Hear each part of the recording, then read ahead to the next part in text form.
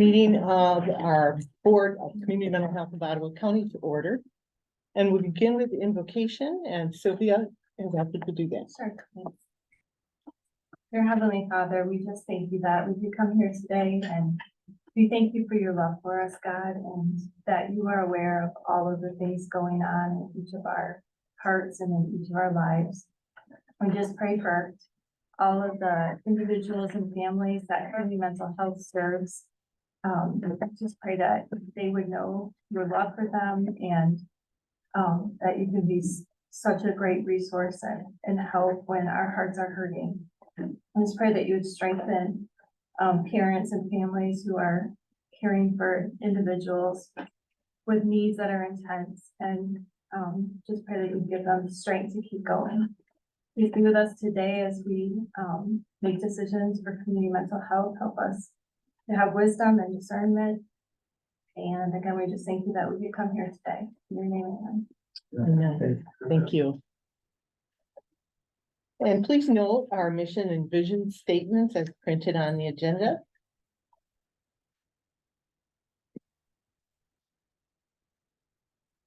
And we'll move into our first opportunity for public comment. There will be two opportunities in the meeting, one near the end.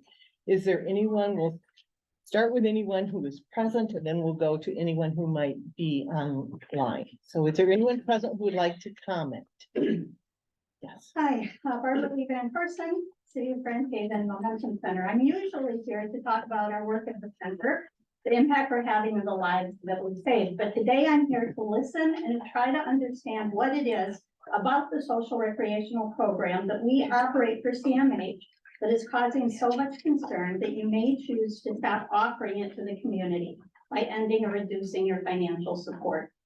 As you know, the Momentum Center Social Recreational Program started as a grassroots community conversation in 2015 during state funding cuts and the closing of CAN-DO. From those conversations came the Mental Illness Task Force that included CMH consumers, and other community members. They very carefully put together the plan for the social recreational program. I was happy to be a catalyst to help launch that program. However, after the mental health millage was passed, I was specifically asked to determine what it would cost for my nonprofit to operate the program and to submit an RFP for that purpose. We submitted our RFP and we were awarded that contract. As a result, we hired staff, acquired a renovated space, and opened the Momentum Center in 2017. We became a CMH vendor fulfilling a programmatic need in our community. This program is funded by CMH because it's a CMH program. CMH uses millage funds for this purpose, but the source of the funding really doesn't matter to us. It doesn't affect our program delivery. The Momentum Center, as it currently exists, fulfills the contractual relationship we have with CMH. We serve people with mental illness, addictions, and disabilities because that's the requirement of the program as defined by CMH. I've witnessed firsthand the benefit of this model, and I have stood here several times to offer an explanation and education about that model. But if the concern is with the model itself, then I respectfully request clarification regarding changes to the social recreational program's guidelines. Please tell us exactly what you want us to do and who you want us to serve. What inclusionary criteria and what exclusionary criteria are we to follow in delivering CMH social recreational services to the people of Ottawa County? Because this is a CMH program, we expect CMH to continue to fund 100% of the program. We have proven our ability to operate a cost-effective social recreational program on behalf of CMH. In fact, we've created a $4 return on investment for every dollar we receive from CMH. If you still have a question about our impact, please look around this room and see ample evidence of the real-life human beings that we are serving. As long as funding is provided, we will continue to provide services as requested, defined, and contracted by CMH. Thank you. Thank you. And thank you also for stating your name and where you're from. I forgot to mention that. We'll limit comments to 3 minutes, and please state your name and where you're from. And you may gladly come in. There are seats in the front. Go ahead. Good afternoon. My name is Mary Jane Egan, and I live in the north part of Ottawa County. I'm here to advocate for continued funding for mental health services in Ottawa County, particularly for the Momentum Center. Mental health supports are important to this community, as evident by the public approved millage generating these funds. The Momentum Center has been an excellent steward of these funds, relying on research and best practices to improve mental health and well-being. Considering the return on investment, they exceed expectations. Every dollar invested in the Momentum Center saves our county $4 in more intensive services. That's high leverage. The Momentum Center also fills a gap, offering services not available anywhere else. Reducing funds will leave a vulnerable population without a resource they've come to rely on for growth and well-being. Our community will feel the impact. Please renew full funding for the Momentum Center. We all benefit from these services because a rising tide lifts all boats. Thank you. Yes. Yeah, my name's Caleb. I'm with Brett Holland. I would certainly like to see the Momentum Center go on, because they've really helped me a lot with my socializing skills. Like we can sit across the place there and stuff, and socialize with each other, and that's really helped me out. And also they've helped me a lot with my creativity skills with the crafts that we've been doing. In fact, we did one today just now. That's really helped out. And so I think it's a great way to kill time too. Because I don't work, I'm on social security disability, and I like to go there and meet the people, and you know, certainly better than just sitting around the house watching TV. So I think they should keep on with funding for the mental health in the community. Momentum Centers. Thank you very much.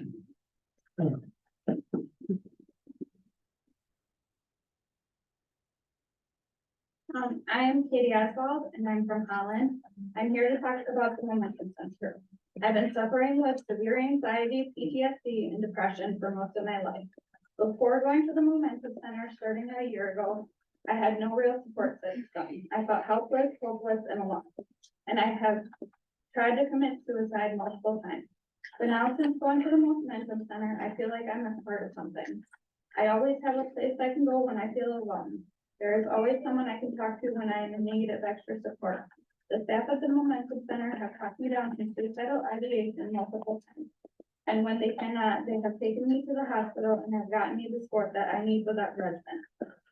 All the members and the staff are kind, supportive, and make me feel like I belong. They have made some of my darkest days a little brighter. The Momentum Center is one of the only places that I have truly felt safe. If it wasn't for the Momentum Center, I wholeheartedly believe that I wouldn't be alive anymore. Thank you.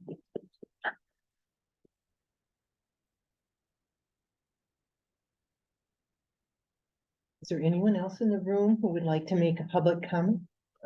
Please. I'm Bruce Gordon, and I'm a member and a volunteer in sketch class at the Grand Haven operation.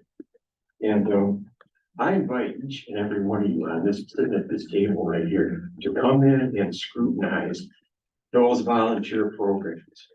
We have journal writing, we have sketch writing, we have numerous programs. And come in and look on a visceral level, and not some alienated, abstract way that you're looking at this. You're not scrutinizing. I'm open for scrutiny. I'm open for the heaviest scrutiny. I can tell you, loneliness, alienation from society can lead to multiple issues: suicide, drugs, crime. And I'm telling you, you all sitting at this table are going to be responsible for that social misconduct. I'm telling you right now, come and scrutinize it. Don't listen to me, listen to the words, and come and scrutinize it and draw your own conclusions. I'm serious. That's all I have to say. Thank you. And you'll find that it is legitimate. And I can go on all day as to why it is, but I want you to fill in those blanks. And you will. Okay, and it's got to be more than just a money issue. It's got to be more than just a power issue. It's got to be more than just you letting us know that you're in charge. Because we can raise our own resources. We can, and we will. So don't think you're indispensable. we will take your help, we will take your consensus, we will take your help and work together. Thank you. Thank you.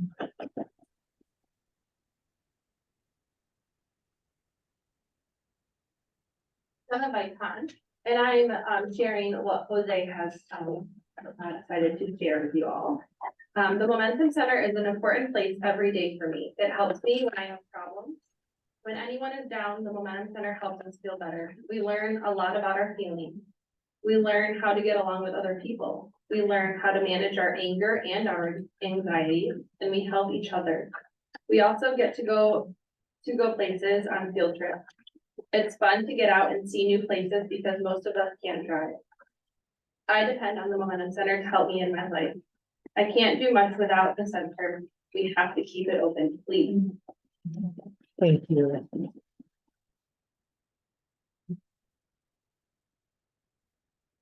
Anyone else in the room who would like to comment at this time? I'm Richard Watson, and I'm also from the Grand Haven Center. I've been there since the beginning. I've been a volunteer and a member since the beginning of it. And when you see, and it's like, you think there's problems of people that are getting together, like people that are alcoholics, people, disabled, stuff like that. But like the alcoholics problem, they are in a separate group. They go to their meetings different times. They're not even in the same place. Now, you might have an occasional person that's homeless, that's also an alcoholic, that they come in and they're looking for help. And we help them and then they let their head. Now, just being there, I have learned so much just from these people. And Barbara, especially, no one can say it better than Barbara. But I'm a completely different person than I was 7 years ago.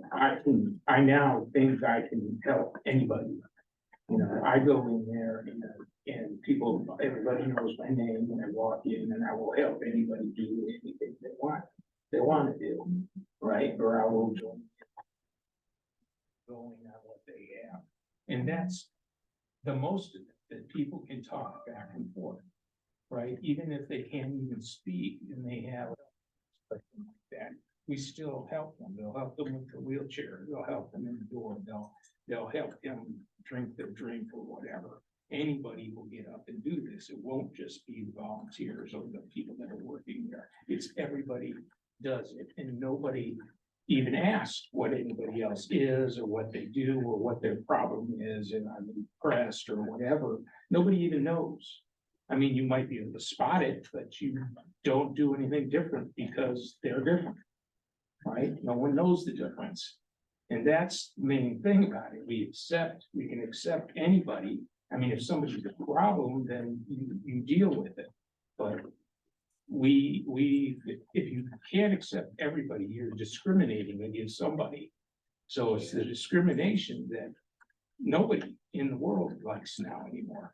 You have to learn to get together, and that's what the Momentum Center does. They do it better than anybody. And we're still coming up with more things to do and more ways to deal with it. And I'd like to see, I mean, there aren't very many veterans in here, and I'd like to see more veterans coming in that have depression and things like that, but they don't really know about it, right? I don't sit in the other things with all the veterans and stuff, because I started at the Momentum Center and I've stuck with it. But I can be a speaker for anybody. I'll get different people to come in, and that way it will help other veterans would. Am I going on time? Yeah, I think. Okay. Just. I don't mean. I just. Thank you. Great job.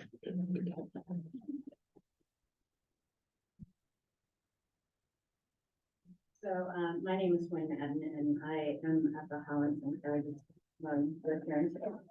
So it is my understanding that one of the issues for the Momentum Center particularly is mixing it for the individuals, particularly those with developmental disorders and those that are separate illnesses. So I want to talk to this particular issue.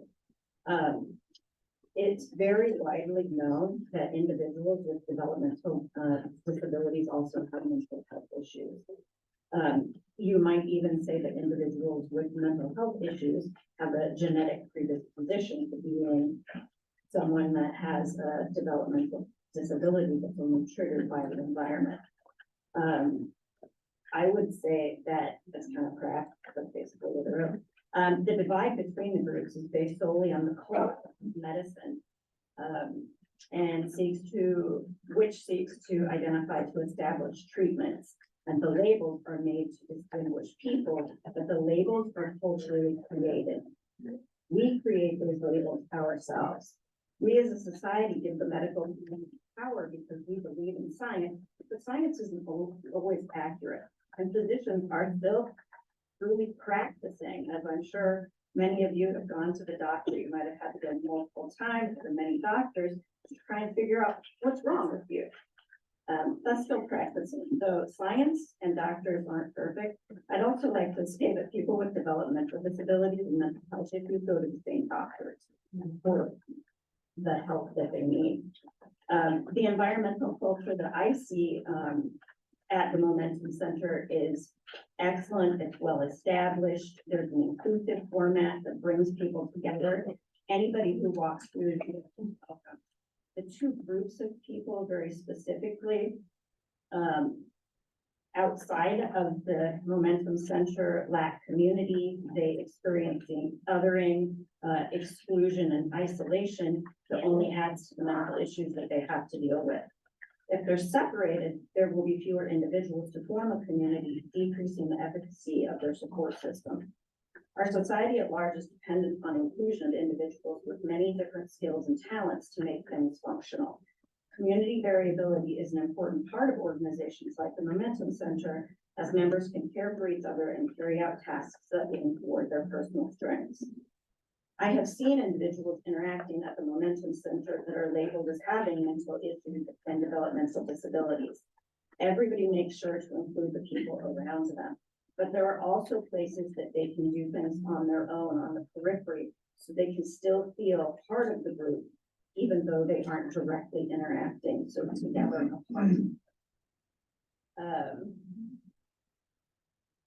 I've seen people get frustrated with each other from time to time, or angry, but that happens everywhere, in every home, at every job. I'm sorry to have to cut you off, but your time has elapsed. Thank you.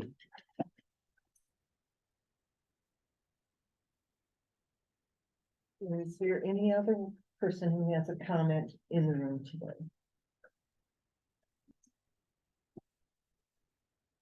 I'm Judy, and I'm a volunteer at the Grand Haven Momentum Center, and a member.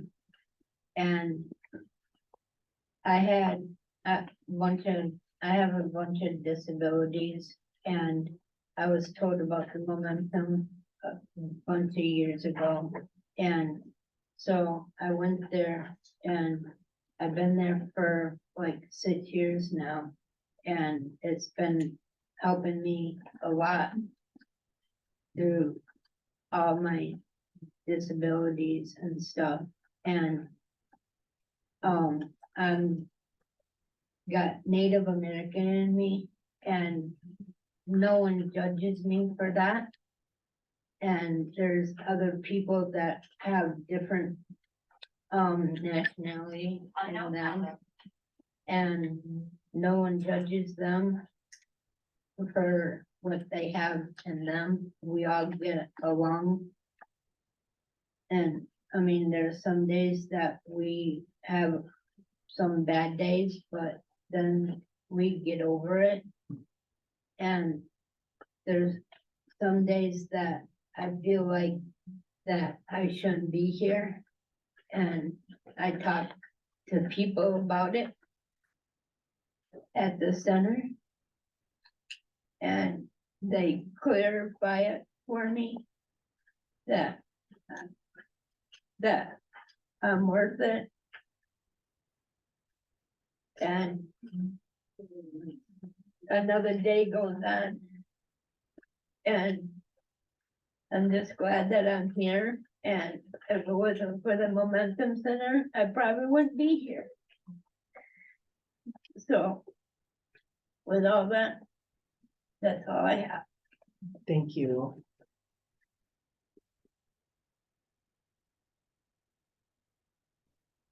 Anyone else in the room who would like to speak? Hi, my name is Chelsea Lawrenson. My family has been residents of Ottawa County for over 100 years. I live near the Grand Haven Momentum Center and I'm a patron of their coffee shop. I'd like to start by thanking all of the Momentum Center members who are sharing their stories with us. It's just, beautiful. And what an incredible community that you guys have created together. And I was struck by the invocation that we started with, which was prayers for those who are the families of those who are struggling with mental health issues. Your prayers have been answered because we have an incredible place and we're seeing the results right here for people who are struggling with mental health issues to go to. And the community has already responded electorally that they want this place to exist and that they want our tax dollars to support it. So it should really be a non-negotiable. And I think it only takes one of these public comments from the members of the Momentum Center to hear how important it is for the community to support it and for its mission to continue. Because again, as we're learning, it's literally a life and death matter that they receive these resources and this community network. And we've already heard that from 2 residents. So I don't know how many more. I wanted to let all the Momentum Centers, residents speak before even speaking because their stories and their words are so much more important. So thank you. Thank you.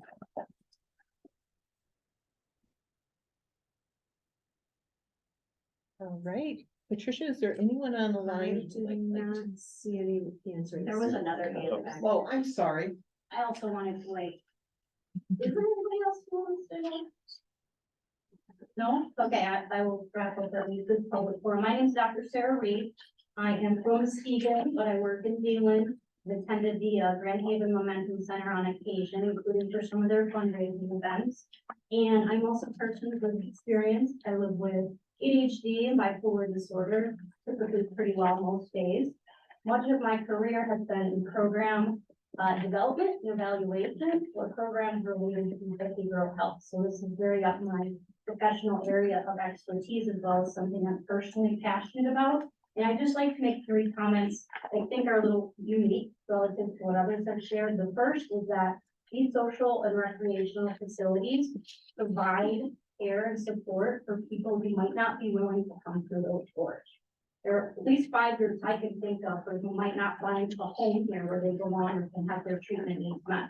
Those who've experienced treatment-related trauma, those who have come here but they've had a poor experience, minorities who have a lot of medical mistrust, those who are unable to access care here because they don't quite meet the stringent criteria, or people who are transitioning back into the community, right, and maybe losing some of their case support here. So just want to see that the populations may be somewhat distinct as a result. Second point, raise your hand if you have a mental, emotional, or behavioral health challenge or a disability. I think those of us who do should be tasked with making decisions of this nature that impact the people we love and cherish in ourselves. And then the third point being that whenever a huge program is implemented in the community with taxpayer funding, I think there's due diligence that should be required related to evaluation. If not proactively, then at least before it disintegrates and at least before massive changes are made to those particular programs. And so I would urge you before making any choice related to a loss or minimization of funding, to think through what that evaluation plan could be so that more unbiased decisions can be made. Thank you.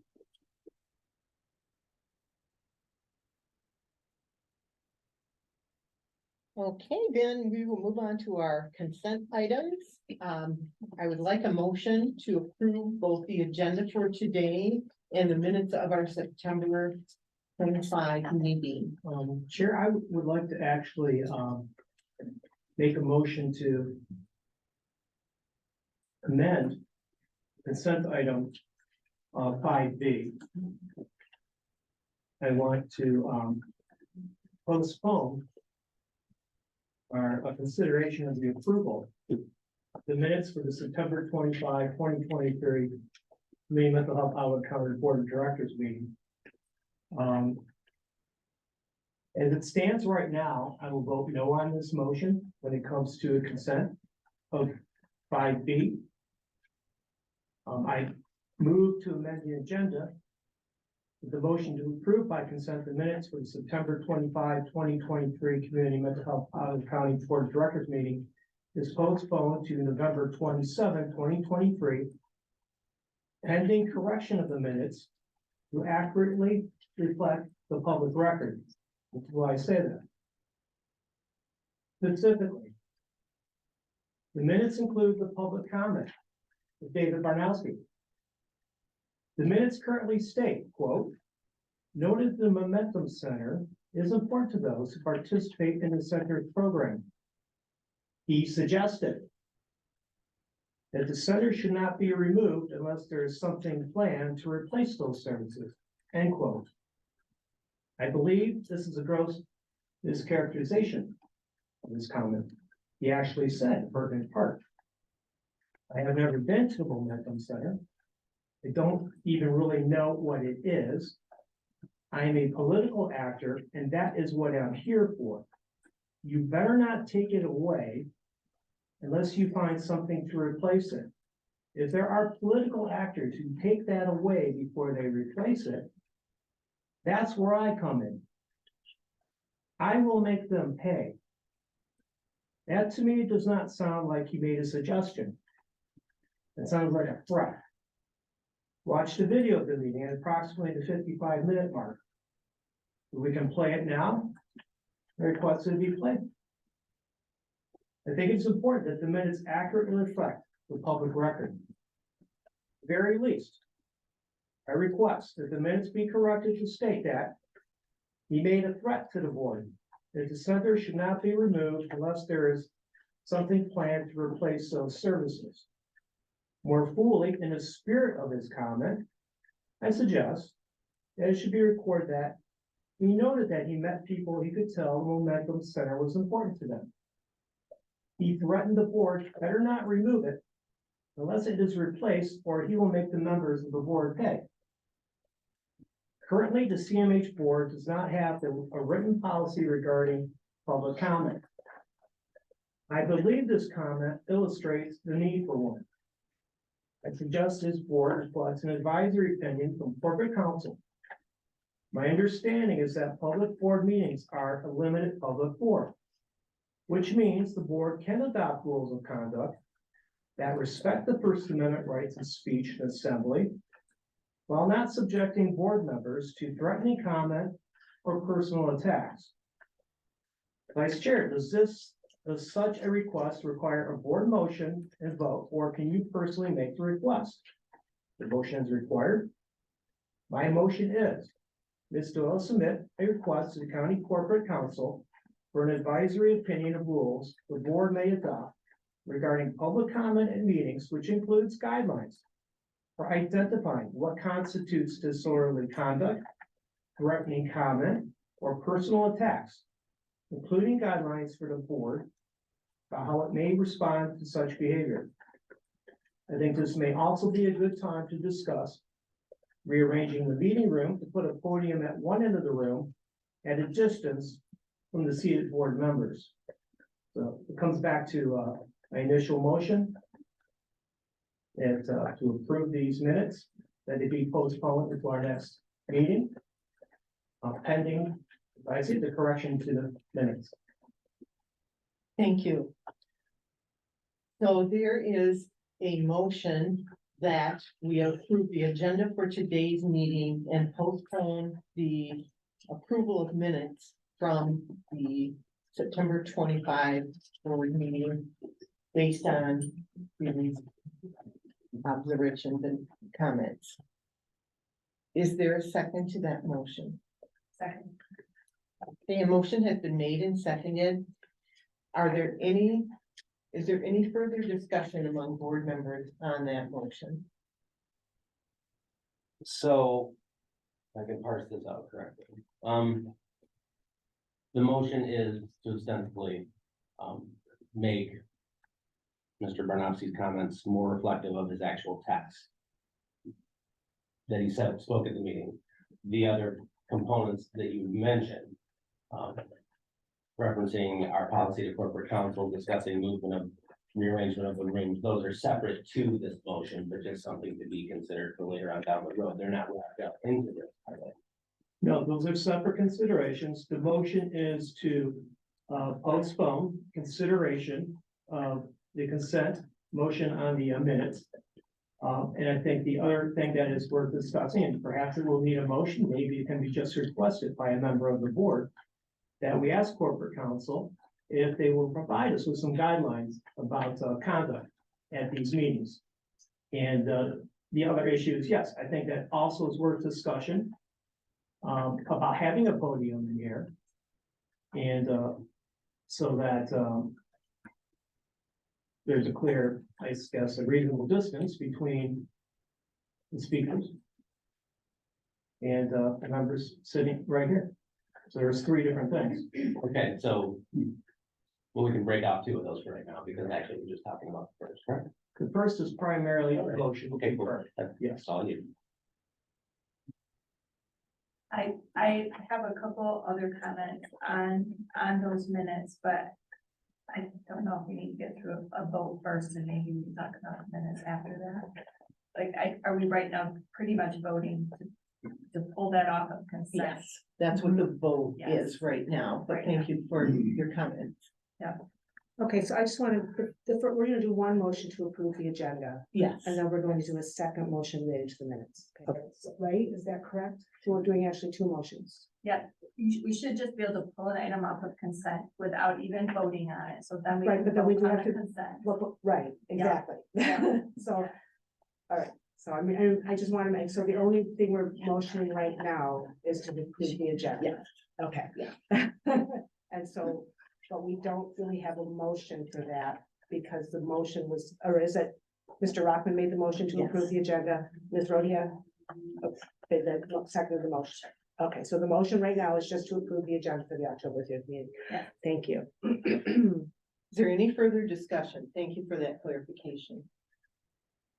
I don't know if I'll have a chance to respond later, but I take exception to the comment of wanting a podium between us and them and the sense of feeling threatened, and I think that feeds into so many hysterical stereotypes. And I find that it's absolutely unnecessary, and I feel it's insulting to people.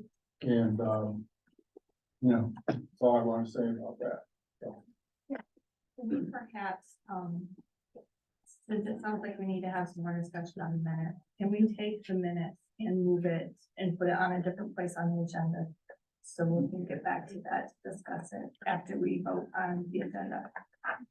Does that make sense? So can we take 5B and make it, for instance, put it under 7 at the end of the other items?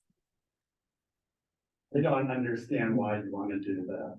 This Because is it's- part of where we are right now. Obviously, it sounds like there has been pre-meetings to discuss this. There actually have not, and when you take an item and you pull it off of consent, you simply we're- place it on a different part of the agenda and you come back to it and you discuss it. Then it allows us to move in an orderly way through the agenda items. That's all. Well, we're right there right now. That's not how you typically do it. You take it off the consent, you vote on the consent, and then you move it and you place it on the agenda and you come back to it and you discuss it at that point.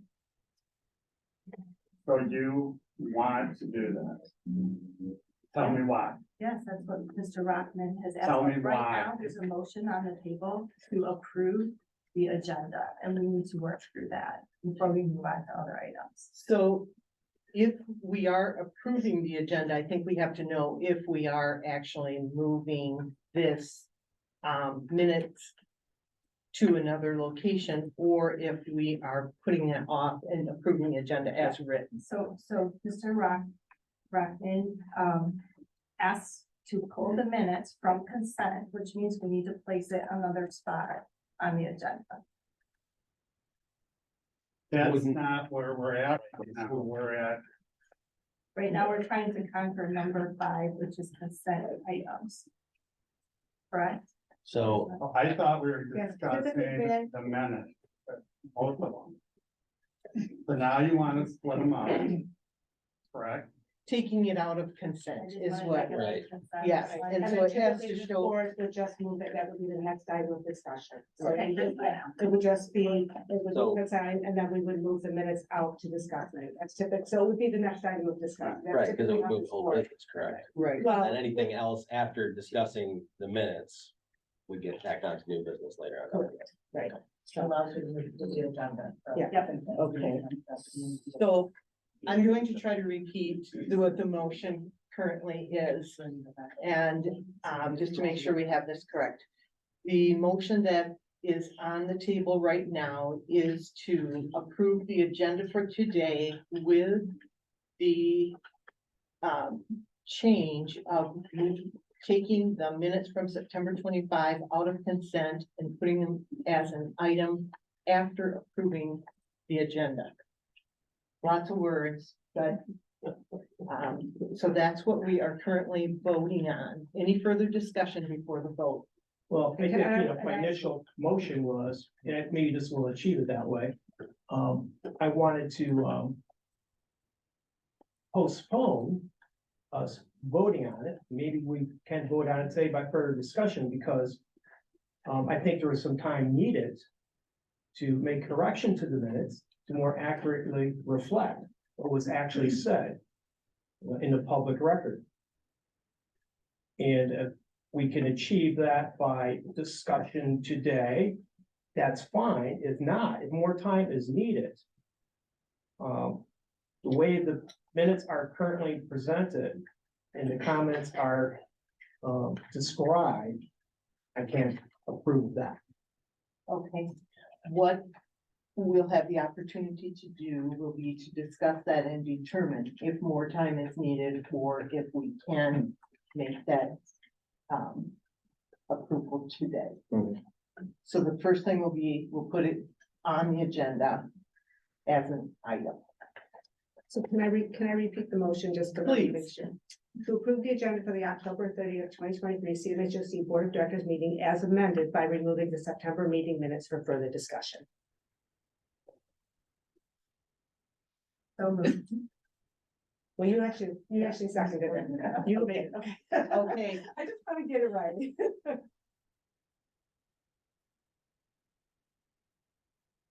I'm not sure Stephen realizes he made that motion. Well, yeah, I guess, that's where I'm at right now. You know, my motion sounds a bit different. I was just jumping cut to the chase that I want to get this postponed. And then we'll address it later at the next meeting, so we have sufficient time. I guess my motion is, suggesting that we modify it so that we are merely going to change its place on the agenda to after item 7, and then come back to have further discussion about it, and then go forward from there, I guess, about whether we're going to vote to approve it or we're going to vote to postpone it. And there's another word in motion, but I think that's what I'm trying to convey. And what I'm hearing people say is they're more comfortable with postponing it than moving it.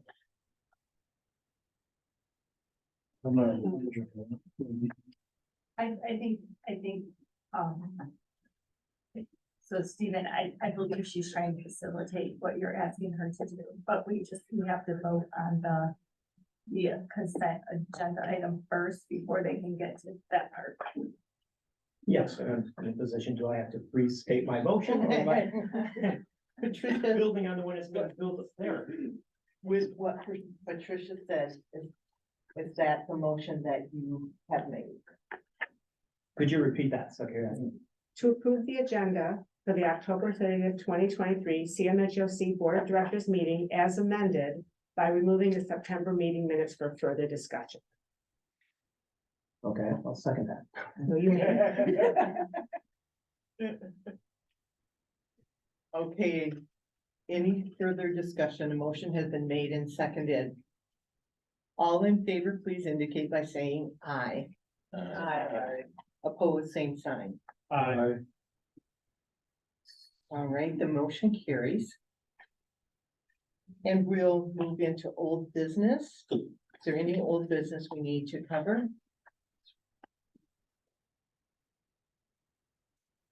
Hearing none, we'll move into new business. First is the service contracts, and we have Bill here to talk us through our list of service contracts.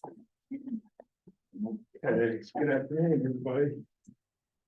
I'm requesting here today to request support you for forward 28 contracts. I'm hoping the numbers will go down, but so get where you're supposed to get. The first two are rate increases, number one and number two, are rate increases for Amani and Zawadi homes to pay for increased staffing. Those are two homes that take some of our more challenging behavioral folk.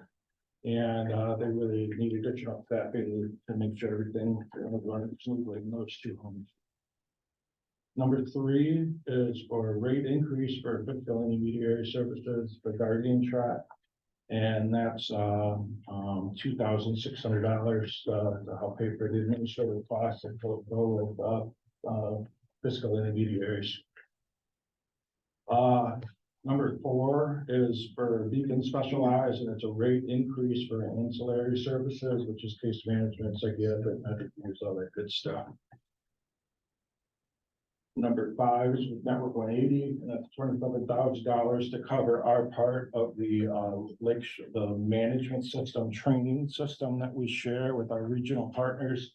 That's divided by 5, and so that's that total amount. Number 6 is grant funding that we received next year. We're going to get a bunch of grant funding, which is really a testament to, I think, to our grant writers and our system. And it's really fantastic.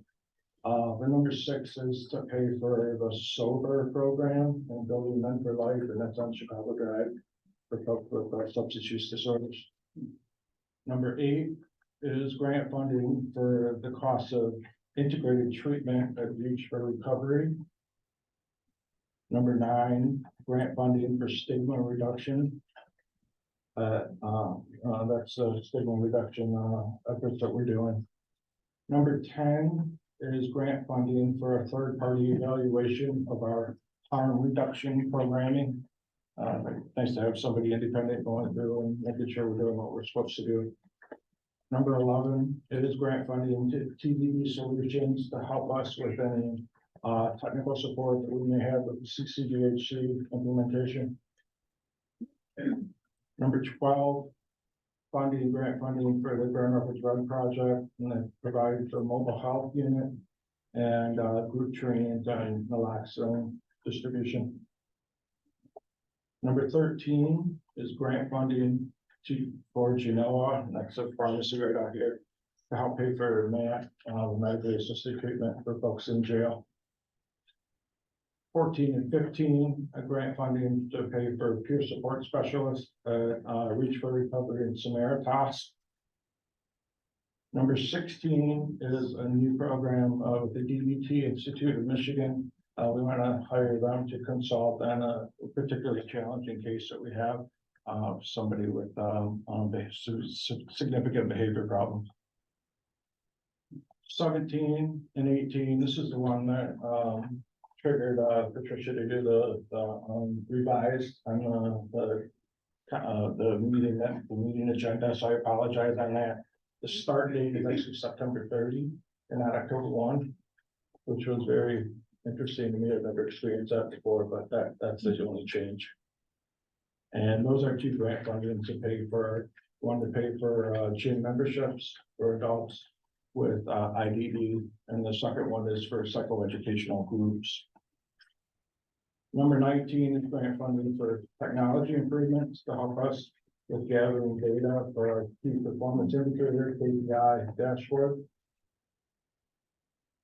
Number 20 is grant funding to renew a contract with Dale Cortez. And they provide more dietary classes and one-on-one support for folks that can benefit from that. 21 is grant funding, renew a contract with Vital Force Strategy to provide psychiatric services in the jail. 22 and 25 are contracts that the regional entity has actually negotiated with Forest View, Highland Hospital, Trinity Health, and Cedar Creek. This includes a 2% incentive to help push the hospitals to mostly for like recidivism, reducing recidivism, when people leaving the hospital and going back in, because we don't want that to happen. It's extra bonus money type thing. So that's what that one is. 26 and 27, a grant funding with Pioneer Resources and Highland Beacon Home to increase health and wellness opportunities for adults with intellectual and developmental disabilities.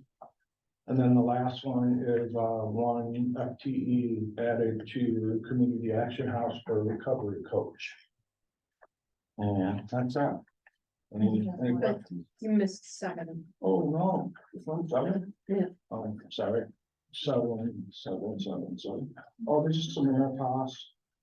And this is a federal block grant funding that we received evidence-based services for folks with substance use disorder. I think you said about that.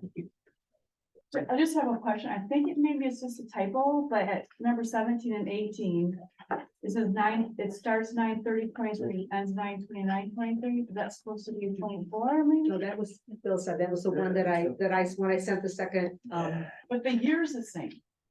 If they both say 2023, it should be 9/30/23.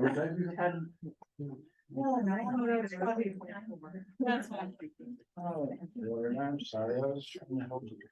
Just 24, right? 24, yeah. Okay. Cause that'd be kind of hard. And then, yeah, there's a Yesterday. It's a grant for that one, that's why those dates are so weird. So it should be 9/30/23 to 10/1/24. 9/29/24. Yeah, so it should be 9/30/2023 to 9/29/2024. Okay. And I apologize. Yeah, I've noticed a couple more. Is it 2025? There's a couple more too. Number, Oh, no. let's see, number 10, 13, 14, 17, and 18. 25 maybe? 10/1/22? Is that right? Yes, but these would all be the CCBHC. Oh, look at that. Look at that. Okay. That's a bummer. I apologize, Dad. Do very next time. We can send out a corrected Yeah. version of the dates. So those 3 are 24 then? That we just. For number 10, that would be 2024. We better go back and double check so I don't mess up again. But that's okay.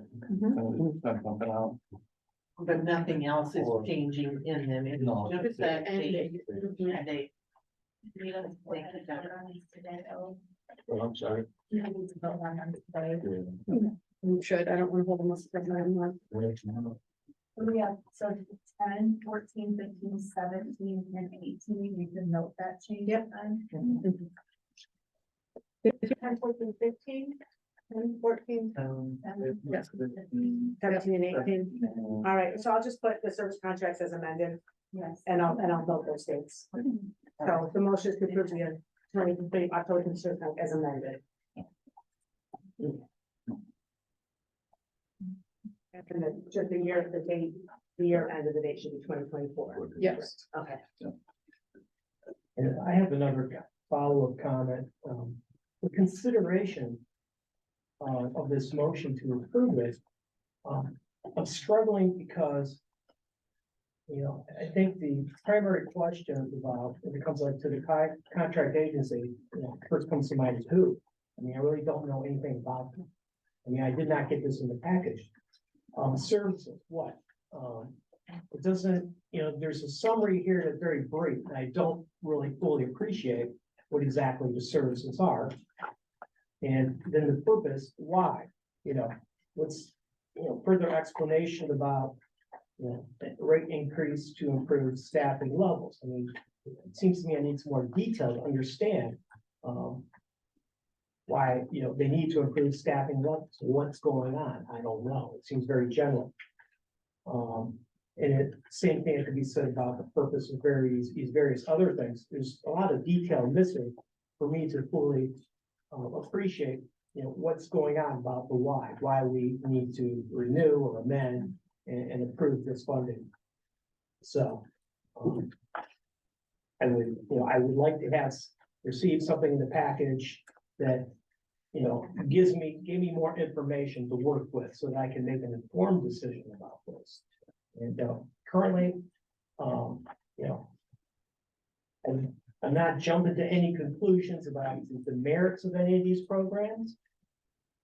But I feel like I'm kind of taking a stab in the dark here with my vote. So. Do you feel like those are questions you could ask Bill right here? Well, I think there's some time just to have some reflection, and I think that's the advantage of having a package. Because you can look at something, reflect on it, go back on it, and you might get a whole different view or idea about what you just read. And I think we were dealing with these various items that appear to have, be of significance, and, of course, talking about significant sums of money, I think there's a time needed just for some reflection. So, you don't walk out of here going, gee, I wish I had asked that, or I didn't think of that. So, if anything, I would like to maybe come back to this when there's some more information provided.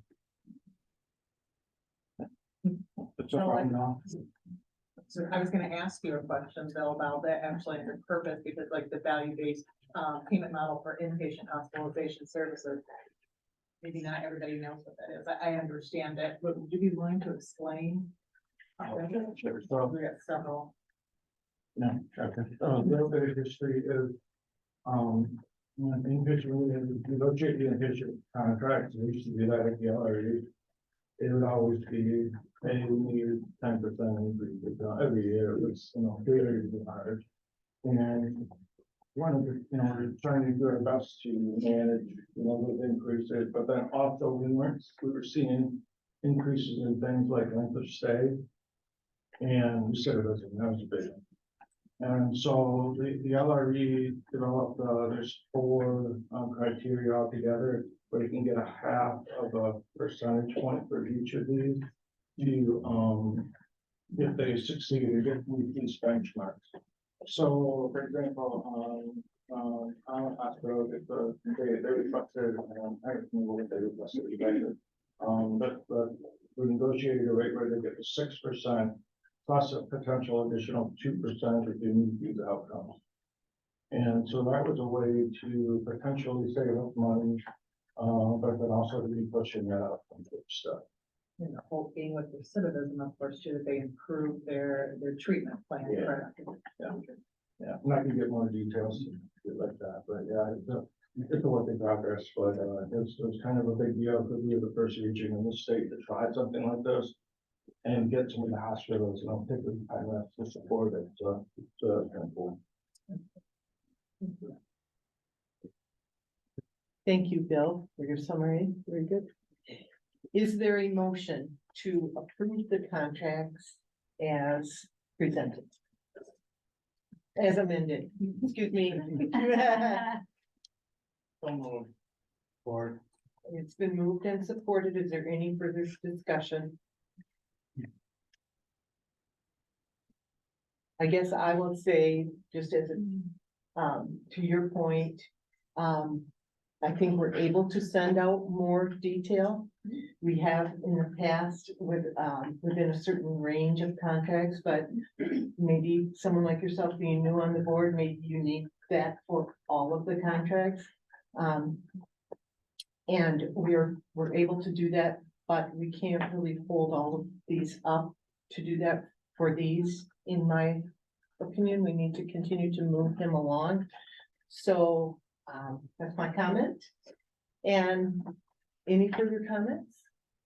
And I'll call for, Just, oh, I'm sorry, Oh, go I ahead. think just a little explanation, a couple sentences as to who they are and what they do would be just maybe handy, because a lot of us are new and That is I've true. heard of several of these, but other ones I don't know anything about. So to your point, it's hard to know. It is. I trust that's not it, just like to know what they do and who they are and Mhm. where they're even at. So That's, that way the explanation is helpful. yes. Like when you run through things, like at the noise meeting, that's just helpful to hear that information. Yeah, we can add detail Yeah. to this report. There's no problem with that. Thank you. Okay. All right, all in favor, please indicate by saying aye. Aye. And opposed? Opposed. Thank you, that motion carries.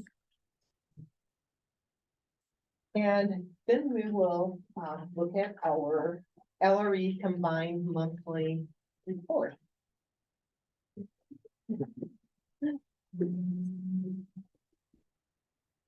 So this, we have the, regional FSR through the end of August in the packet today, kind of for information only. We did go through August payables in our September meeting. At this meeting, we don't usually present our year end through September until February, when we've had all the audited statements, all the final FSRs are completed, so that's why we don't have a financial statement, for CMH Ottawa County for, through September. We're still working on processing all the final invoices, getting all of the payables processed, getting all of the, reporting done for grant reporting and putting it together for our audit. High level, the timeline for that, we start now with doing some of our projection, final reporting. We have our audit starting countywide in November. We'll close out all of our payables process through November, working to get any secondary or third-party billing process through the end of the calendar year. We work with the auditor to complete a final FSR document that's submitted to the state for all of our year-end reporting that will be shared when that comes about. We have a compliance audit with our auditor countywide. We follow all of the standards and procedures within the county's audit process. And more of that will happen within this first quarter of fiscal year 24. Next month, we will report on October payables that have started for fiscal year 24. So as far as where we're at, as of August, we were still in a good position, favorable revenues to expenses, and we continue in that manner, kind of closing that gap as we get all of the payables started, processed, all of the invoices processed for year end. So, any questions or?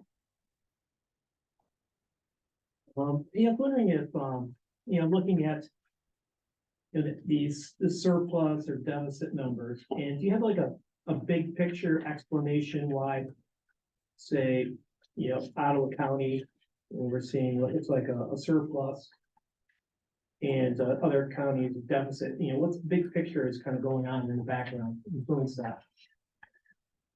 So one factor, obviously it's related to, we have monthly projections from the LRE of what our consumer activity is going to be. So they know basically the number of consumers within the county, the projected, the benefit plans that they are part of, the Medicaid plans that they're part of.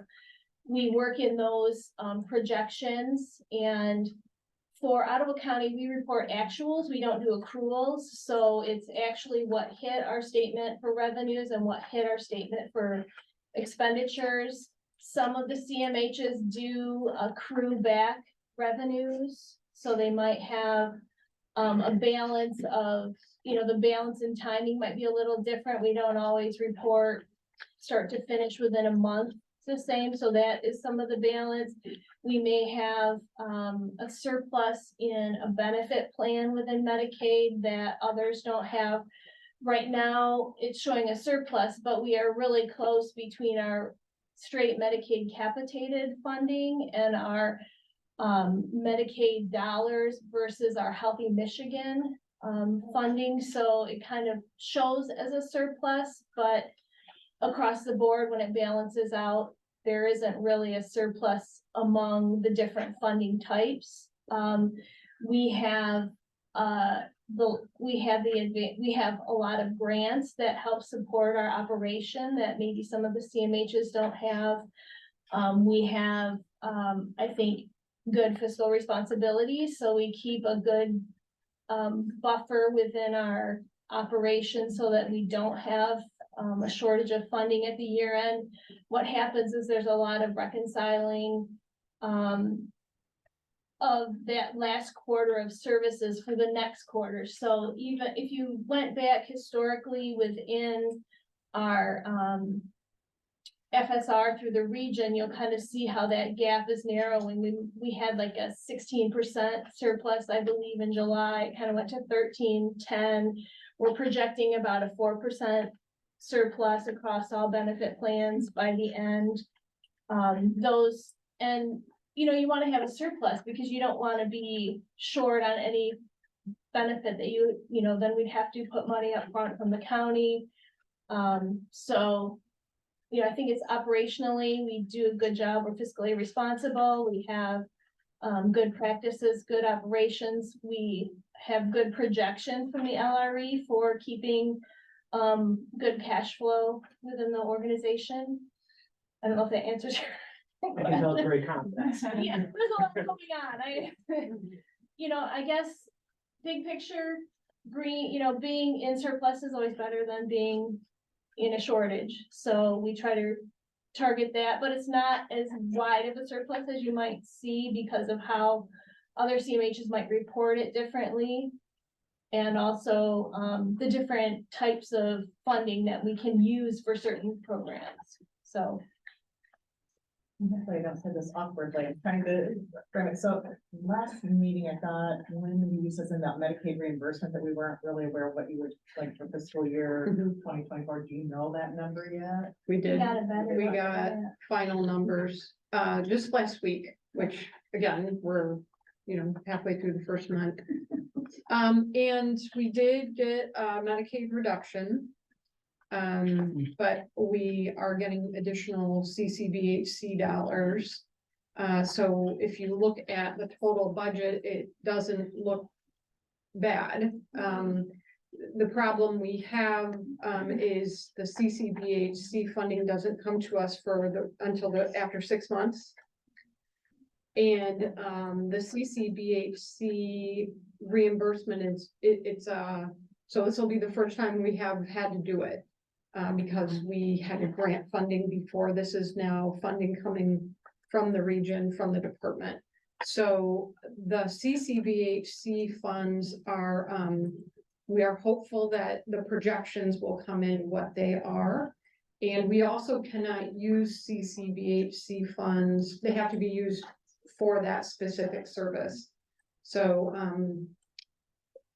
I think we're going to be fine this year, but we're really gonna have to keep a close eye on our budget. Our Medicaid. Yeah. Overall, it was, Like 2.2 million. But with the CCBHC, the good thing is that the way that our CMH operates, there are a lot of services that are CCBHC services, substance use, a lot of just general case management, and some of those general services that we already provide internally because it is for direct run services. So I think that will offset, subsidize some of the other programs and shortfall on the traditional Medicaid funding. So that's the intent. Was that reduction part of the Medicaid unwind? Yeah. Yeah. Right, with the idea that we may not have as many consumers that we'll be serving, so we wouldn't need the funding, so it's kind of a balance of it. So how does the first CCBHC not coming in until halfway through the fiscal year play into the projections for the first half of the fiscal year? How is that being negotiated? Is that like a whole new thing to try, and a whole new thing to try and create. What happens is we do get paid for the services, but CCBHC has a supplemental payment that's what we won't receive until 6 months in. And so, and that supplement, so the initial service payment may be a little lower than what we normally receive for those services, but that supplemental payment is to enhance services, and so it's for growing your operation. So it, you know, the state said, we want to make sure that you can operate these services at the level, you know, needed. We have to get everything set up in our system for reporting accurately. They want to do some testing and auditing of those services. So we will be getting funding if we'll just have this supplemental funding that doesn't start for 6 months. I have one follow-up question. Sure. At the bottom of the page, it talks about, lapse in threshold for explanation, and, so I'm wondering what the threshold is there? I think it's 5%, yeah, 5%, so. This is a document for the LRA and for the whole region, and so if we, you know, if we're within that threshold, either over, under, under that threshold for reporting, we don't have to like give an explanation of why do you think we have a surplus, or why do you think we have a deficit, so. That's a good thing, we don't have to explain it. Nothing to explain. Very good. Thank you, Amy. And then we will move on to, attachment C. And we got Hannah here to talk us through the 43 fiscal year 2023.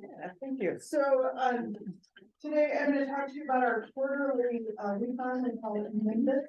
So Michigan Mission-Based Performance Indicator System, I think it's one of my favorite acronyms that we have around here. And so when you're looking at these measures, these are indicators that are set forth by the state that we need to make sure that we're following and meeting the targets. So when you look at the different indicators, you'll see there's a target column.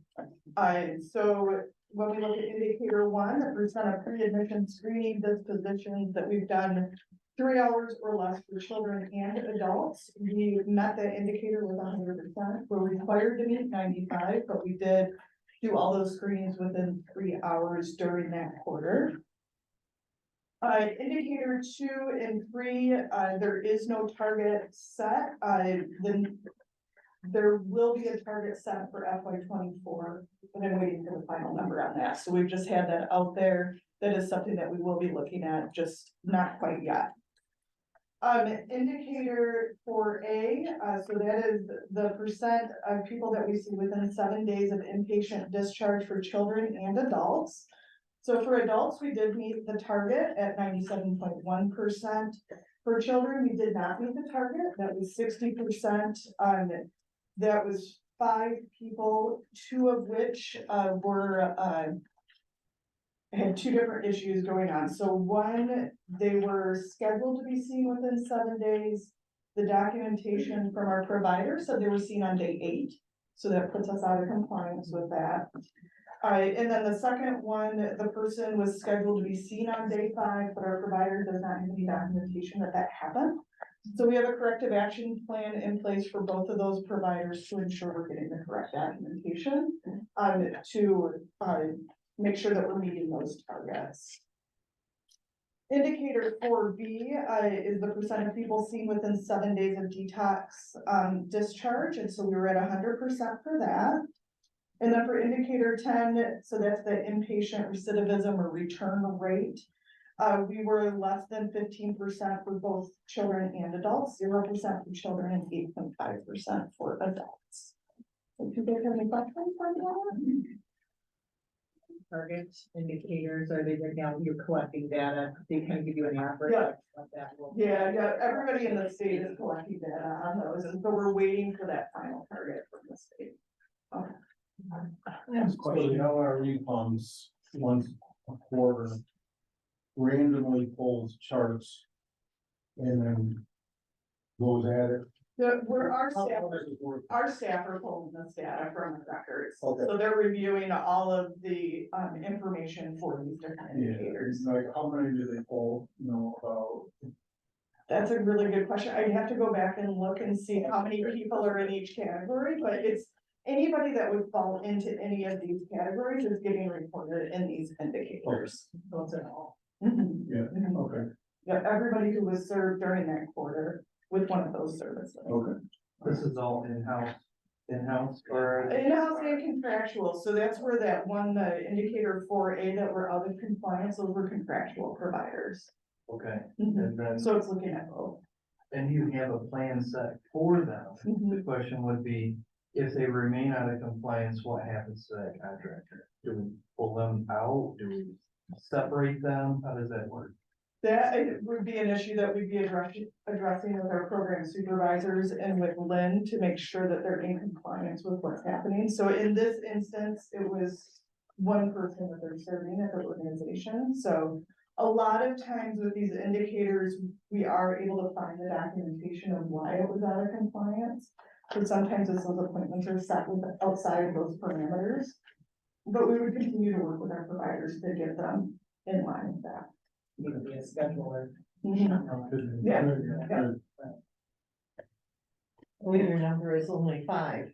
Yeah. Yeah, it's a very, that is a it very is, small end. Like, we don't want to miss even 2 people, which Right. this was, Yeah, but, it is really skewed. Yes. By this one more. yeah, even one would put us out of compliance for that, because our end is so small. Right. Mhm. I have a question for Ann. Yeah. Looking at indicator 4A, Yes, I'm assuming the populations we're talking about here, that's going to be, IED, mental health, substance use disorder. Does that include all those populations? that is inpatient services for people with mental illness. Okay. And when you say inpatient, would that be like an out-of-state hospital that was available where somebody went? If somebody was placed in an out-of-state hospital, yes, that would count there. Okay, It's inpatient psychiatric hospitals. okay. And then, when it says seen, is there a definition of what that means to be seen? Is there a standard as to what to be seen means? So they have to be seen by a, if I think of the right word, a credentialed provider. So that's gonna be their therapist or a case manager. And when they're seen, I mean, there's a certain standard of what. Seen they're would be, supposed to it do? could be, yeah, an in-person appointment that they're meeting with that person, or if they prefer telehealth, they can do telehealth services. So that somebody has to connect with them. Okay, and then is there anything like accomplish anything in particular? I think that would vary depending on the person and their person-centered plan. So, but it's to make sure you're following up with somebody who has been discharged from the inpatient setting. With their discharge plan. Yeah, their discharge plan, if you need to update their person-centered plan, or, do they need to be connected to some other resources, those type of things. is So like what you're you- discharged with certain medications, is that somebody should see them about that to make sure that there's no gap in the medication being delivered? Yes, yep. So that we would make sure if they're seeing our prescriber, we're getting that information to our prescribers and keeping them updated on what's happening.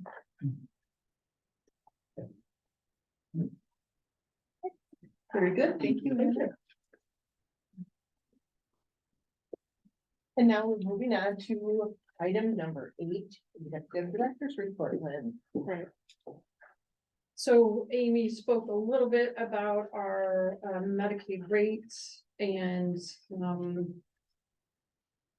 again, we did get a reduction, but that CCBHC funding, I think, is going to help us out. We'll keep our eyes on that.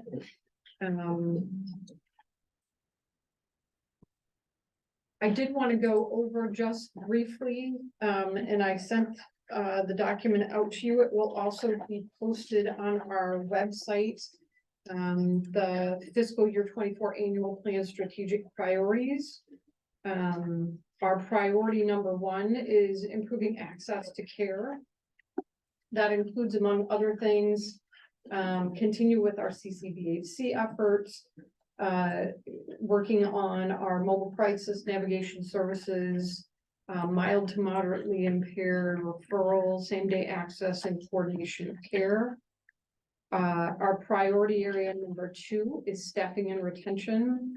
And we're working on efforts to address staffing shortages, including our own staff and our contractual and those direct care staff who work one-on-one with people in our community.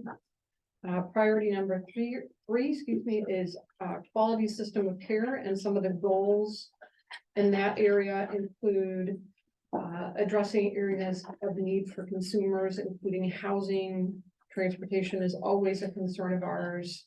Making sure that we're adequately addressing our autism services, particularly those waiting for assessments. And our priority area number 4 is to keep working on our integrated health CCBHC efforts. Lots of goals under there as well to address not only people's physical or behavioral health and mental health issues, but their physical health. So we've done, we've grown pretty significantly in those areas over the last couple of years with our CCBHC grant, and the hope is to continue on with those areas. So I'm not going to go into a whole lot of detail on this. We talked about it a little bit at our retreat. And again, this will go on our website, so people are certainly welcome to make comments to me if there's things that you think we've missed or we can improve on. We did take various stakeholder meetings, our annual meeting that we had here, the annual hearing. Our staff internally and externally were asked about their opinions about some of the issues we needed to work on. So I think it was pretty comprehensive and inclusive. So again, you can send any kind of questions you might have and any clarification you might need. I'm welcome to try to help with that. Staffing, just as an update for our staff, continues to be an issue. We have 13 vacant positions at the moment. It feels like just when we get positions filled, somebody else leaves or retires. So just to put some sort of perspective on that, that's almost 10% of about 8.5% of our full staffing. And what that ends up doing is really creating a whole lot of work for the people who are left. I know I bring that up every month. And we are doing things to try to recruit and retain people. We had a meeting with HR not 2 weeks ago to talk about some options. We are right now looking at comparable wages for certain positions, trying to figure out where we're at with our wages. The other thing we're working on is looking at our internship programs. We talked a little bit about that at our last meeting. We've been dabbling a little bit in getting individuals who are working on their master's degree into our system, potentially helping with some tuition reimbursement. And also we're looking at possibly getting a stipend for those staff who were willing to take on an intern, so that work, there's a little bit of reward for taking on that additional supervision and mentoring of that person. So those are things we're working on with HR right now. I wanted to give you an update on the millage steering committee. We had our first meeting two weeks ago. Our next meeting is next week. We've come up with a list of questions that the social recreation programs, to start with, are going to answer for us.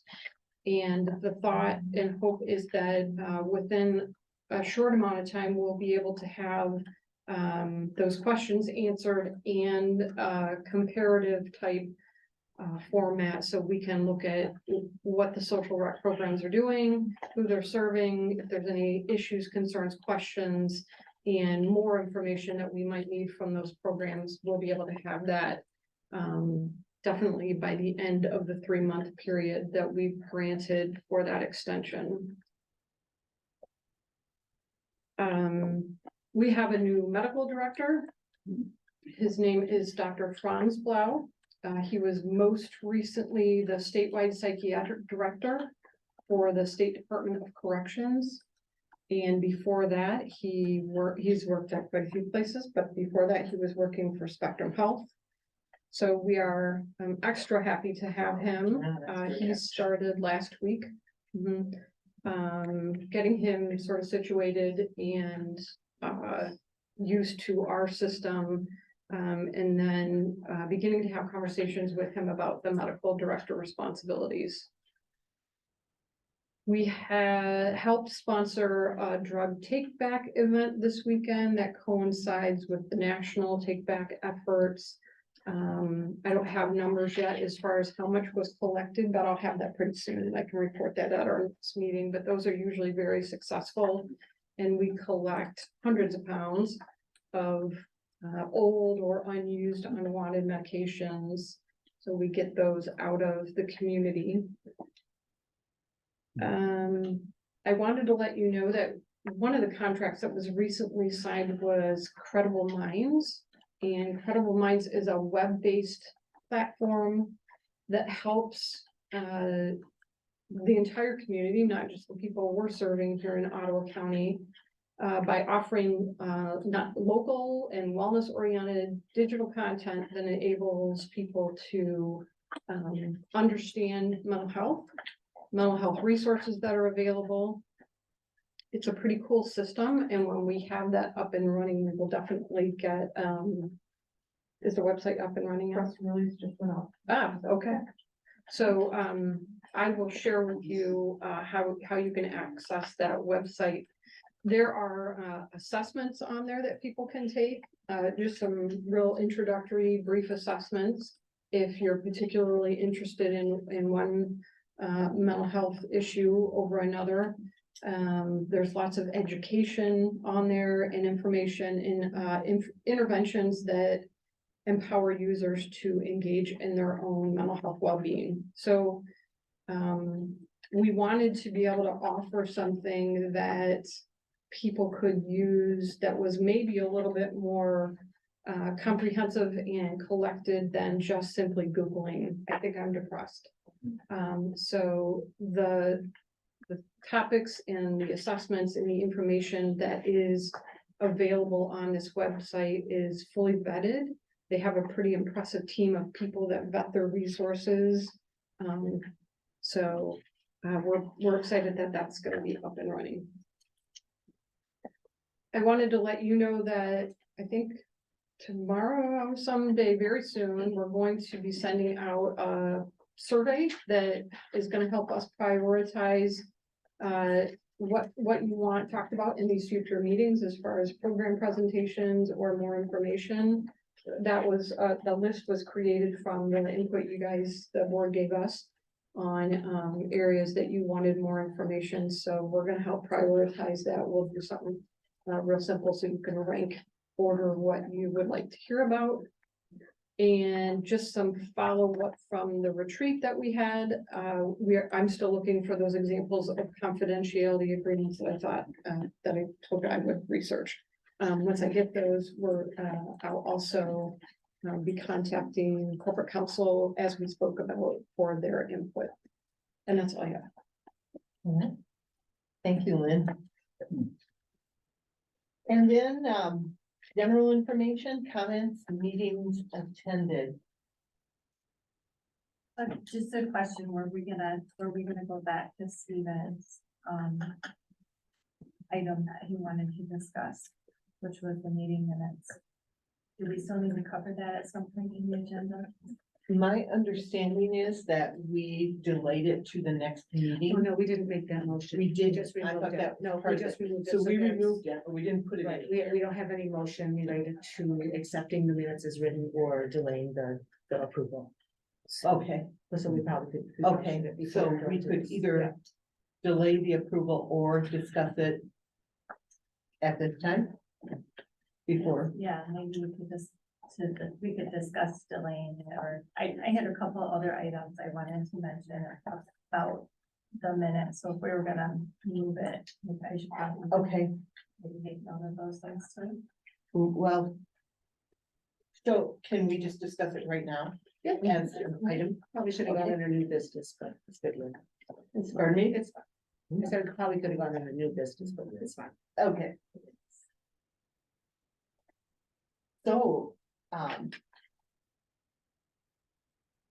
looking at our minutes from the September 25 meeting, Stephen brought up some concerns about the wording on some of the things and the content actually. And Sylvia, you have some additional concerns about? Yeah, so I just had two thoughts, about the minutes as well, and one was, kind of related to yours, just that maybe a suggestion on the comments, could be, sometimes it can be difficult, to interpret them, and maybe that could be frustrating if board members aren't sure it was, accurately depicted or whatever. So I'm not saying I have the answer to this, but a suggestion could be just simplifying what's written. It could be, just the subject of the comment, just a suggestion. That would be a possibility. It's just, saying less, and then there would be less to be disputing or to be concerned about. And we could always go back if we, feel that we need to hear more about that subject, we could go back and listen to it. So that's just a suggestion to make that a little easier. And then the other thing that I noted on it was, hang on a second, I'm in place. So in regards to, the CMH 23-051 motion, I just wanted to clarify, and again, I could be wrong, that maybe this was the exact motion, but so that sentence of that, each of those contracts would be considered further during the October board meeting, and like you didn't have to talk about that. But I was just thinking, coming out of the last meeting, we were really saying that we would be considering them in about 3 months after it was looked at. So I just didn't want that language to be confusing as to what our plan was on those items, just that we're not actually considering, their approval or whatever today, but that we had talked about having it go to that committee first. Right. So didn't know if we need to clarify that language. Okay. Yeah, I had restated that motion before I wrote it. Okay, And yeah, so maybe it was yeah. completely. So, right, well, and accurate, again, that's when Lynn and I had actually talked about that, because Okay. that's what she said she would talk about during her report, so I think Okay, we're done. perfect. So, yeah. Sounds good. That's all I had. Okay. So, we still have the minutes out there with really no decision having been made. Are people feeling like they need more time or more information, kind of based on the discussion or the comment that Sylvia made? Do we need to revise this? When you think about how many comments are made, how much detail do we give for the written portion, knowing that we also have the recorded meeting? I'm wondering if under, the one that you brought up, Dave Barnowski, if we could simply leave that first sentence and take the rest of it out, strike it. More of the general comments. Is it important? I mean, it strikes me as significant that that comment was a threat. And that, I think, needs to be properly made in the public record. Because it leads to my other thought about, asking corporate counsel for some guidelines about public comment and conduct here. And I think we really need to lay some ground rules here based on that experience going forward. And I think if we're accurately reflecting that in the minutes, tells the public why we're doing that. If this wasn't just something we came up with out of thin air, but it's in response to something concrete that actually happened.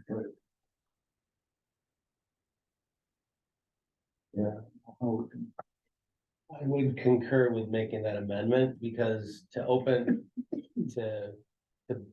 blow out the context of what Mr. Barnowski said would entail essentially like putting verbatim in what he said, which would entail we'd have to do that for every public comment to maintain parity. It is possible to go to corporate counsel and then to the public say, you know, we're instituting this because there was an incident of a general nature.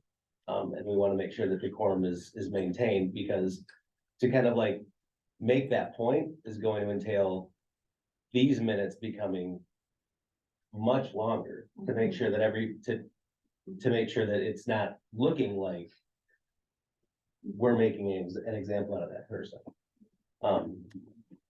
So, I mean, the strike and then I see those as you can de-link those and still achieve both goals without necessarily having to modify the minutes as much as they'd have to be modified to make that action happen.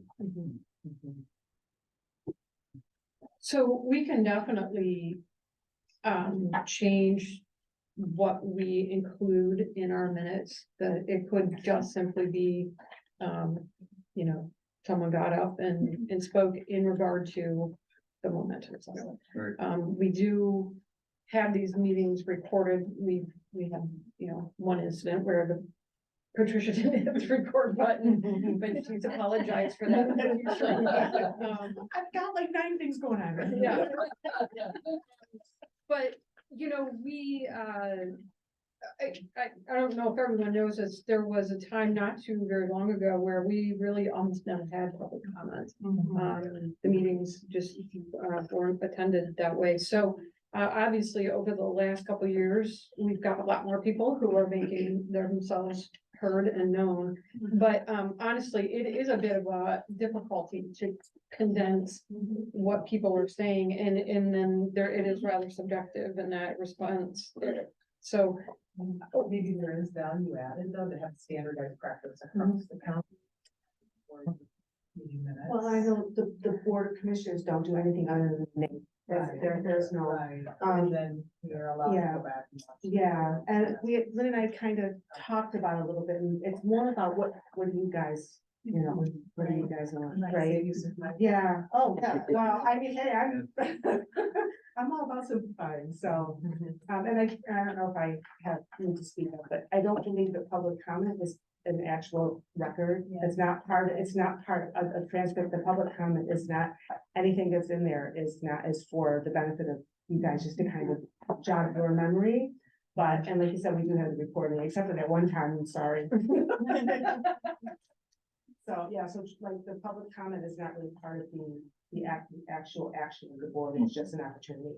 So, so to have transcripts of it would be probably more detrimental than favorable for the board. Right. So.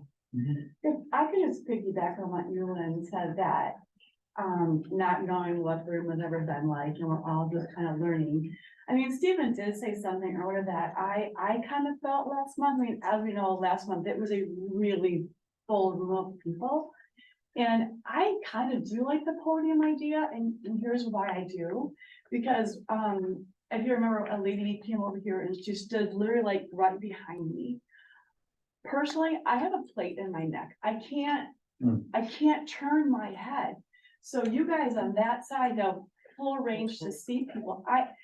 I felt like I can't see you. And then if I turned like this, we're literally like in each other's bubble. Do you know? And that's an awkward feeling. And so to that point of the podium, if we just made a little middle aisle with a podium, I don't know, Lynn, I don't know if there's another room, but it was really, really awkward and uncomfortable for me because I can't do that. And then if I turn, I would be like that. And does the podium discourage people? I don't know, but because maybe we want just to welcome. look to figure out how to do our because this is the first time having this many people. Mhm. Just a thought and a suggestion, because it was, and maybe for you guys on that It's end. hard, well, it's hard, because I was in the chairs here, Yeah. so, yeah, I'm trying to turn around and see. It's really hard. Yeah. So I don't want people to be uncomfortable either, No, but, no, but for that's- us to really see and take it all in, it's just, I don't know what to do. So. I want to make a motion to accept the minutes as written. So it's just we can move on. Is there a second for that?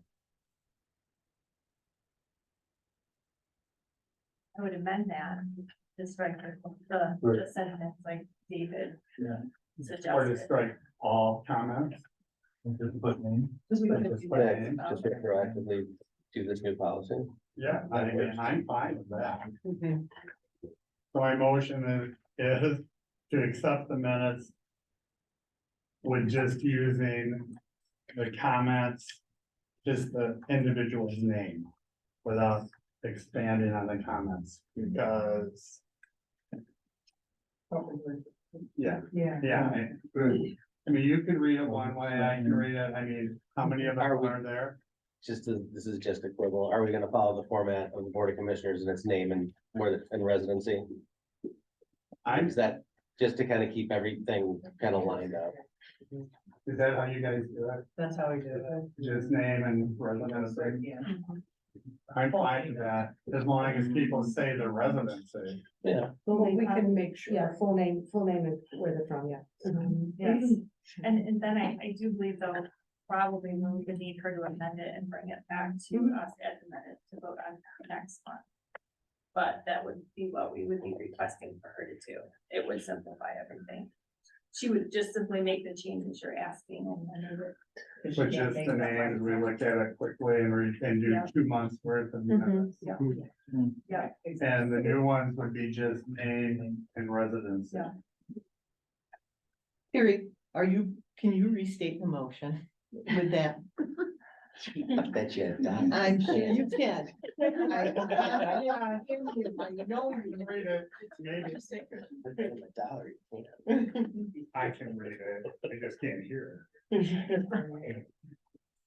And if you don't have the residency from this one. Yeah, no, it's not, I Yeah. don't. Yeah, There's a lot of we people, I have don't have that. their names, so I think that's all of you saying, I see unknown or unspecified. Yeah. So, so I'm gonna say that you can actually make that motion to approve the amended, and then I can send them out to you before I have them signed by Terry and, right, so I mean, you guys can actually make that a motion to approve, so, Okay. But I move that Okay, there you go. to amend the September 25, 2023 CMHOC Board of Directors meeting to remove all public comments and reflect only public names and residents and approve as amended. Okay. Is there a second? Second. All right, so is there any further discussion on this? Then I'll call for a vote. All in favor, please indicate by saying aye. Aye. And opposed, same sign. Did someone oppose? Yes. Thank you. And that motion carries. Thank you. I will amend those, I will send them out, so everybody has a, all right, and then I'll send it to you guys for signature, so.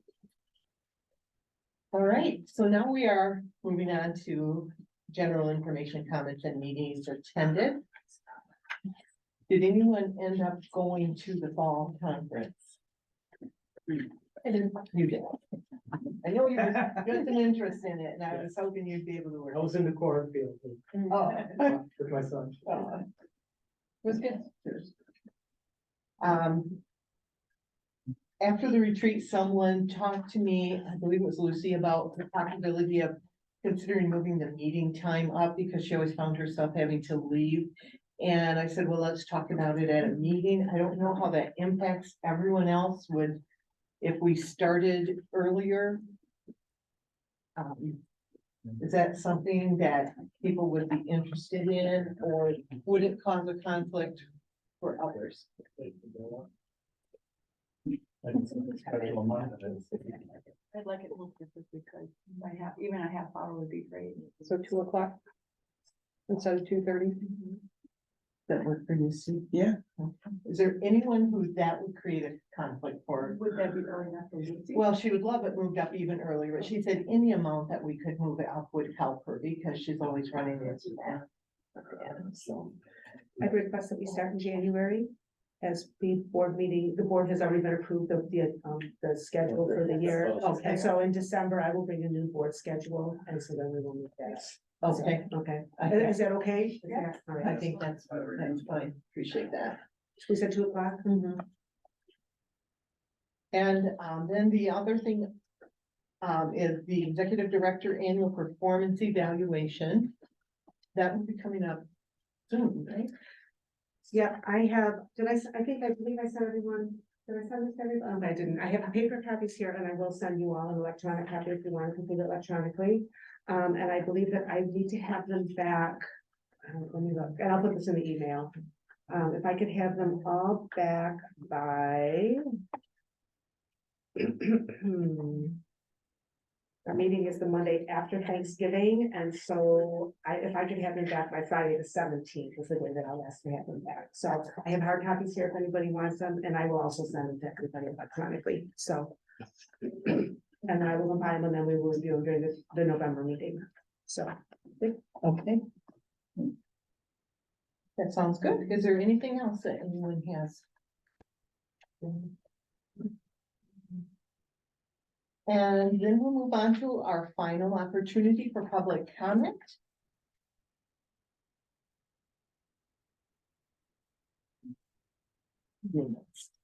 Thank you for the opportunity of speaking.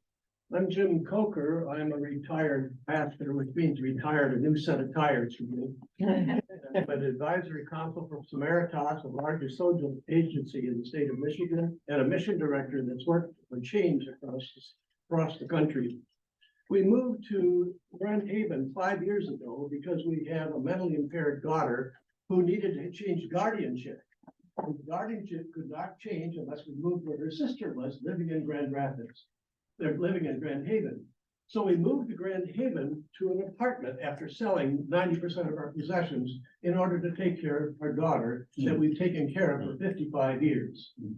But we moved to Grand Haven, and it was a marvelous place to move because we found the social agency of Ottawa County Mental Health was very helpful for us. And I want to lift up the nurse, the county nurse. When we needed medication, we got it immediately. We saw a change of staff often because of COVID, but we saw people that really cared about us. And so I want to thank you, those of you who make decisions on behalf of our behalf. But after being there for 5 years, I thought, where do I belong in this community? Well, I looked and I thought and I read and listened to people, and I decided I belong to Momentum. Now, you've heard enough about Momentum, but what you heard was the truth today. And what you heard today was people who could speak in their own words, the best words they could speak, as a way of saying, please care about us for what's essential. I've served in several universities over my career. And several years ago, I took a golf lesson from Bruce Fawson at Michigan State University. He said, Mr. Coker, would you please show me your golf swing? So I showed him my lovely swing and I hit the ball. And he said to me, do you know what radical surgery is? Radical surgery. I thought about that and I said, oh yeah, that's something essential that needs to change. And so I found out, he said to me, you never hit the ball when you play golf. You always work on the swing. That was an essential thing. Well, I'm here not because to follow up on what you heard people saying in an authentic way about Momentum Center. And I'm here to say because Momentum is a radical change for people. It's essential what happens there. As I look at my scriptures in Matthew 25 that deals about Jesus caring for the disenfranchised, the broken, it means this is why I'm there involved as a volunteer. Vivek Murthy is the Surgeon General of the United States. He's written a recent book, which I would encourage everyone to read, called Together. The #1 disease in this country is being disconnected. What you heard today from these people, we connect people. And that's why I volunteer there. And I ask you to stay connected with Momentum. It's an essential connecting event in this county. Please continue the support. Thank you.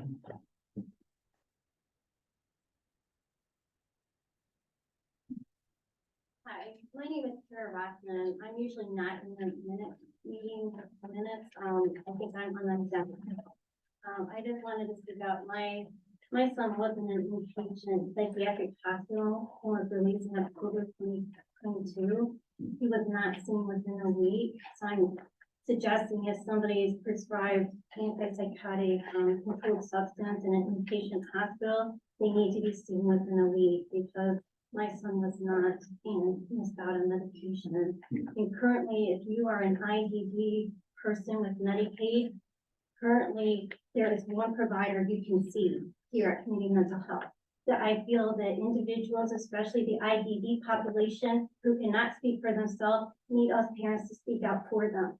So seeing one patient, so having one person, at first we could see Leah, and then we had to see Laura, a nurse. And then it's getting changed to a Dr. Muhammad, that's a telemedicine person. So he's seen 3 different providers within a year. And then that person is a temporary person until we get someone else. When you're IDD on heavy medication, you need to have consistent care, that this is not appropriate care. I feel like if there's not appropriate care, there should be single case agreements that our individuals can see other people. And our individuals can't speak for themselves. And being an IDD, if you have an emergency situation, you are sent to a hospital either in Detroit, Traverse City, or in our case, out of state. So this is really important that they have choices. Thank you. For sure. I agree with the podium and some speakers, and so we can hear, because some people are soft spoken and we can't hear back here, and then you can't hear over there. So I agree with the podium. And then the contracts, I think there should be in the packet in its entirety, so we can see the unit rates, what it is they're exactly agreeing to provide, what services to us, because this is the contracted provider directory. And when a person looks at that, you can't tell if it's a specialized residential, and it's all in like social work words that we're trying to interpret. How does this pertain to us? Because we need to know what we're eligible for, where the funding comes from. Is grant, well, is this the Health Endowment Fund grant? That one's the CDHC, but how do we access these services? Which I looked at the Credible Mind thing, and that's really good because there's a lot of assessments on there, but would that help our assessment access department, like 13 people there? Would it be easier to do any of these assessments online, crossover, to make their job easier to get into services? Sorry. And yeah. So the new medical director, will we ever get to meet him, and where does he fit in for like the process quality improvement in the clinical department? Because that is an awful high turnover, 3 different providers within 2 years. And I would appreciate continuity of care, or else be able to go to find rest or provider of choice instead of seeing the 3rd person from out of state on video. How are they gonna do the Ames test? How are they gonna do what they need to do and create a established patient relationship? And that's all. Thank you. I'm Denise Newhouse and I live in Holland Township. I'm a mom. We have 2 adopted children with special needs. And I'll speak on my daughter, who was the normal. 2 weeks ago tonight, I got a call from her that the gentleman in the room next to her entered her room and told him he was going to effing kill her by punching her in the face, pulling her hair, choking her. Staff was downstairs. She called for them. He needed assistance to get this guy off my daughter. And then security came and they blamed it on my daughter. They said she was bullying him, which she has no social skills. So unless they're actively teaching these things, but here she is, she's the victim. She's hurt, she's scared, she's traumatized. And she was told, well, he promises not to do it again. So you need to sleep in the room right next to him without a lock on your door. You know, I'm so frustrated with specialized residential. Is there any place that is safe? I mean, I picked up my daughter at 11 o'clock at night and we went to the emergency room. I wanted to make sure she was okay. Staff there was horrified that she experienced this, that I kept her home for a couple days because they were expecting her to have no trauma. To be able just to go back and, I guess, forget anything happened, no matter that she has brain damage already and other trauma. So, but this is just my frustration with the system. And are there any other options? I mean, right now, housing is too expensive, anything. We can't take her back home because we already have a special needs adult at our house with autism. And these 2 just butt heads all the time. And I feel like this is my full-time job forever and ever and ever. And I just want to help them live the best life they are. Right now, I have to pick her up Wednesday and take her to the follow-up doctor's appointment and then try to help her with her room. They did decide to move her to a room with a lock on her door. So at least she will feel a little safer. But everything was just dumped in her room. There is nothing in her dresser drawer, nothing anywhere where it is. With her brain damage, she cannot figure out where to put anything and to organize it. And I, as mom, of course, I have to go down there and try to do it. Because if I don't do it, she'll live in this unorganized mess. And there has to be a better solution. I mean, since she moved to Flint and now in Grand Rapids, she faces physical abuse and she's never had that living here in Ottawa County. Thank you. Thank you. Anyone else? Is there anyone online, Patricia? See anyone? Nope. All right, is there a motion to adjourn our meeting? Okay, moved and seconded, all in favor? Say aye.